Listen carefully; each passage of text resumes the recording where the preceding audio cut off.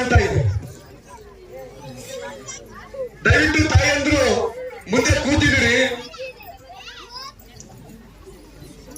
ಮನೆಯ ಮೊದಲ ಪಾಠಶಾಲೆ ಜನನಿ ತಾನೇ ಮೊದಲ ಗುರು ಅಂತ ನಮ್ಮ ಹಿರಿಯರು ಹೇಳಿದ್ದಾರೆ.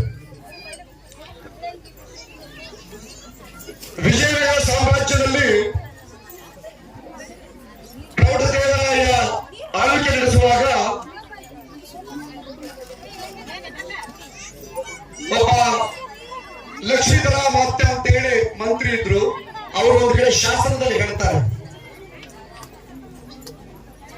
ಕೆರೆಯಂ ಕಟ್ಟಿಸು, ಬಾವಿಯಂ ಸವೆಸು, ದೇವಾಗಾರಂ ಮಾಡಿಸು, ಅಜ್ಜನೆಯ ಸಿಲುಕಿದ ಅನಾಥರಂ ಬಿಡಿಸು,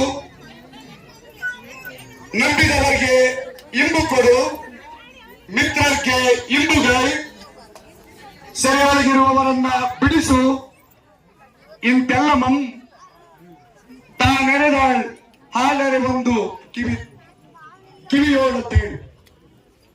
ತಾಯಂದ್ರು ಗಮನಿಸಬೇಕಾಗಿದೆ.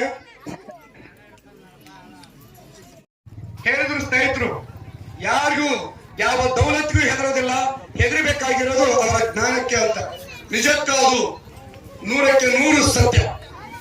ನಮ್ಮಲ್ಲಿ ಜ್ಞಾನ ಇದ್ರೆ ನಾವು ಎಲ್ಲಾದ್ರೂ ಬದುಕಬಲ್ವಿ, ಹೇಗಾದ್ರೂ ಬದುಕಬಲ್ವಿ, ಎಂತ ಸಮಸ್ಯೆಗಳನ್ನು ಬಂದರೂ ಕೂಡ ನಾವು ನಿಭಾಯಿಸಬಲ್ವಿ. ಅದಕ್ಕೆ ಅಂಬೇಡ್ಕರ್ ಅವರ ಒಂದು ಮಾತು ಹೇಳಬೇಕು.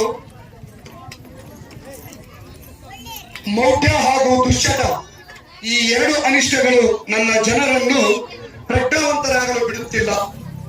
ಮೌಢ್ಯತೆ ಮತ್ತು ದುಶ್ಚಟಗಳು. ಇವತ್ತು ಕಾಲೇಜ್ ಓದ್ತಕ್ಕಂಥ ವಿದ್ಯಾರ್ಥಿಗಳು